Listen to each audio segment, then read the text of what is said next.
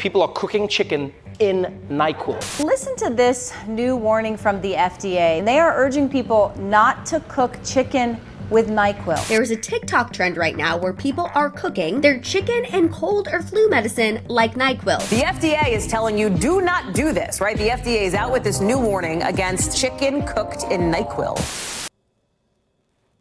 Oh, this? No, we're totally fine. This is Dayquil. Safe. Absorb those juices.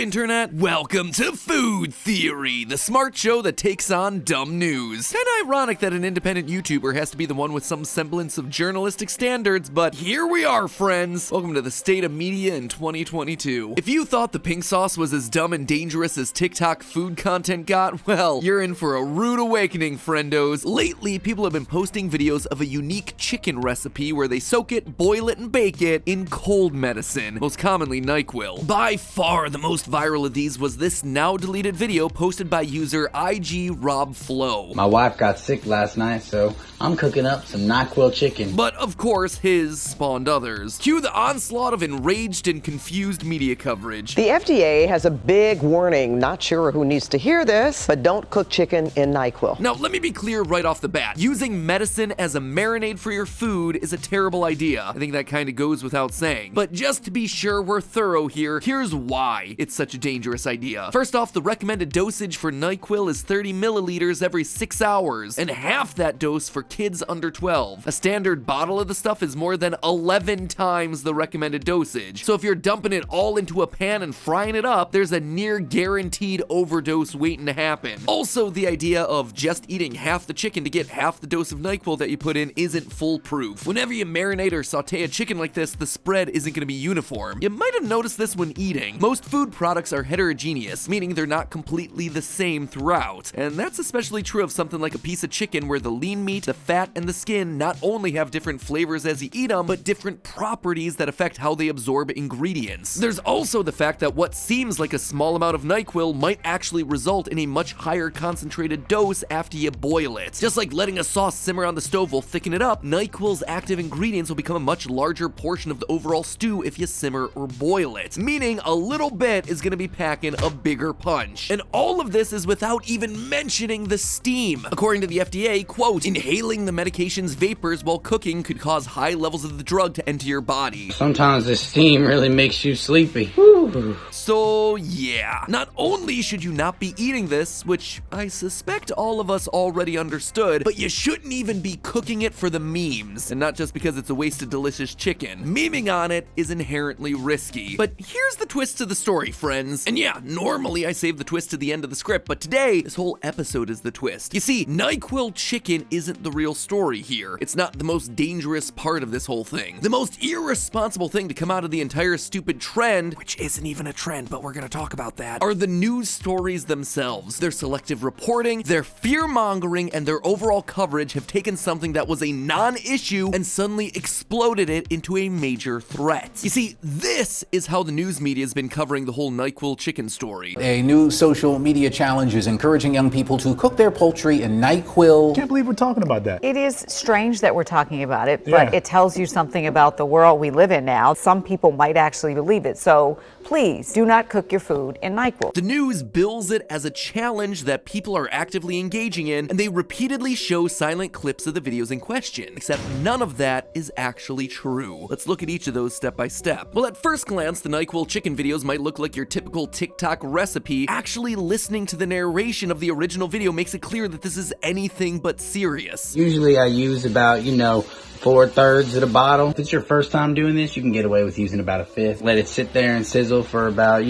5 to 30 minutes. So it should be obvious for everyone that this is a joke, right? 4/3 of a bottle, 5 to 30 minutes? It's a parody. It should be obvious to everyone that this is meant to be a joke. And if that didn't give it away, the final line of the video certainly does. Boom, NyQuil Chicken. bone apple teeth. Oh yeah, and that's a hair straightener that he's using instead of kitchen tongs. All of it should make it clear that this is 100% parody for the lols, not intended for human consumption. And yet the news media cuts out all the audio. The context is left on the cutting room floor, and all that's left is what seems to be a worryingly serious trend. But here's the kicker. IG Rob Flow's obviously satirical TikTok video was uploaded on September 4th of 2020, more than 2 years ago. Back then, the video didn't take off. It only went viral in January of this year because of a reaction video by YouTuber Action Jackson sharing the video to explain why this is a bad idea and why you would be an idiot to do anything like this. It's not good for you. Please don't do this, children at home. Please. This man is a Hall of Fame psychopath. You better be ready to give your attention to the nearest hospital. If we look at the Google Trends graph for NyQuil Chicken, we see that the biggest spike comes not after the satirical TikTok video, but in January of 2022, in the weeks after Action Jackson dunked on this whole year-old TikTok trend. In other words, the actual trend here, the fad that's getting attention and clicks and views, isn't cooking NyQuil Chicken, it's the mocking of NyQuil Chicken and talking about how stupid of an idea this is. And this is how the trend has always been. NyQuil Chicken is not a new thing on the internet. Well, sure, the chicken has recently gotten renewed attention thanks to a TikTok video. The idea actually has its origin dating back to April 2017, where an anonymous poster made what they called sleepy time chicken, referring to the fact that one of the active ingredients in NyQuil is doxylamine, which causes drowsiness. Cue, of course, a thread of responses expressing shock, horror, and amusement. Any idea that provokes that kind of reaction is gonna spread. And sure enough, it made its way to Twitter several weeks later when Twitter user Tristan reposted several of the images from that original thread with the caption, "If she makes you NyQuil chicken, do not let her go," provoking yet another wave of disgust and mockery and memeing. But here's the thing, in every instance, the original thread, the Twitter feed, this new video, everyone instinctively knows that this is a stupid idea. In fact, based on our research, there has never been an intent to actually eat this thing, real or otherwise. As a result, none of the posts that I just talked about, or any of the ones that I've been able to find using related keywords, refer to this as a food challenge. The trend here is, haha, funny chicken meme good, not, am I man enough to eat this and survive? Classifying it as an eating challenge has largely seemed to be an invention by the media. In short, this is just the Tide Pod story all over again. A mountain of media coverage over a molehill of something that was a meme that everyone largely recognized as a joke. In all of my extensive research on the subject, I've been able to find mountains of coverage interviewing numerous doctors about the hypothetical dangers of eating NyQuil chicken, but no actual reports of people who were hurt or hospitalized or who got sick as a result of trying the stuff, because all the signs indicate that people weren't trying the stuff. They were creating satirical videos and they were mocking the satirical videos. It was a meme. It was an excuse to make fun of a hypothetical person who would be dumb enough to actually try something like this. It wasn't an actual public health menace. The only thing that the media coverage did was elevate the visibility of this bad idea to audiences that might not be in on the joke. They also branded it as a real eating challenge, something much more dangerous than what it initially was. Looking at Google Trends search data for both the web and YouTube, NyQuil chicken was a non-existent idea in the public consciousness until a week ago, when the press got a hold of this nothing burger of a story, and suddenly it was the headline on nightly news broadcasts across the country. So why then would the FDA make an announcement telling people not to do this if it's not a big thing? I'm not the only one asking that question. As an article from the New York Post on September 20th put it, quote, "It's unclear why the FDA only now issued the warning about the challenge since videos have been circulating online for months." You want to know the truth that the news isn't telling you? The FDA actually didn't make an announcement for the purposes of telling people about the dangers of NyQuil chicken. Here's what actually happened. In September of 2022, the FDA posted a consumer update titled, "A Recipe for Danger: Social Media Challenges Involving Medicines." Now, it's true that this FDA update does make a brief mention of the chicken, using it as an example of a fad video that demonstrates an unsafe behavior. But this medicinally marinated meat is not the meat nor the potatoes of this FDA update. It actually devotes much more attention to the much more serious topic of a different TikTok trend. This one actually branded as a challenge that urged people to take large doses of allergy medicines like Benadryl. This trend actually did put multiple teenagers in the hospital, with one case ultimately proving fatal. That was the wider trend that the FDA update was about. Looking at the FDA video, it's obvious what their real message was here. It was a reminder to parents to be aware of what their kids are consuming online, to keep medicines away from children, and to talk with their children, making sure that they're not misusing over-the-counter medication. That that seems like an important message. After all, there are TikTok challenges that have left teenagers hospitalized or worse. There are some trends that are branded as challenges, and unlike the NyQuil Chicken meme, are actually driving impressionable youngsters to engage in unsafe behaviors. But does the media coverage that's been popping up cover any of this stuff from the FDA update? No! In the vast majority of news stories that I looked across broadcast media, the focus was entirely on, haha, can't you believe that people are dumb enough to try to make NyQuil Chicken? Wacky that the FDA had to tell them not to do that. Maybe if someone had actually bothered to read the FDA update they claim to be reporting on, they'd realize what the real story was here. More serious challenges that you should be talking about, and more serious steps that kids and parents should be taking to stopping them. But no, of course not. Instead of sharing real public safety information about real public safety issues, the overwhelming majority of media outlets instead chose to take the low road, to use it as an excuse to dunk on how dumb social media is. Nope! In this case, you're the dumb ones, traditional news. You missed the forest for the trees. You sacrificed real reporting all because funny chicken video thumbnails better. So here, let me do the work that they can't or won't do. Use medicines as prescribed, kids. While NyQuil Chicken might be a funny meme, don't do it because the fumes are gonna be potentially dangerous. And more importantly, the wider lesson here, if you ever see anything involving medicine being used in inappropriate ways online, do not replicate what you see and then report the video immediately, whether it's on YouTube, on TikTok, wherever. Because if you don't shut it down, people are gonna get hurt. And worse, the news media might get a hold of it and make it into a much bigger problem than it ever was in the first place. But hey, that's not a theory, it's a fact. A fact that the news should have mentioned during the initial coverage of this story. Also, I'm not gonna end this video with a bon appetit for very obvious reasons, I would hope. By the way, if you wanna see our takedown of another mess made by the media, check out this video we did over on our sister channel Film Theory, all about the Tide Pod craze from several years back. Hit of nostalgia no one expected. Odds are you probably didn't hear the full story about what went down with that one. And for another TikTok fiasco that left a few people sick to their stomachs, check out this video we did about the infamous pink sauce. Stay critical, and I'll see you all next week.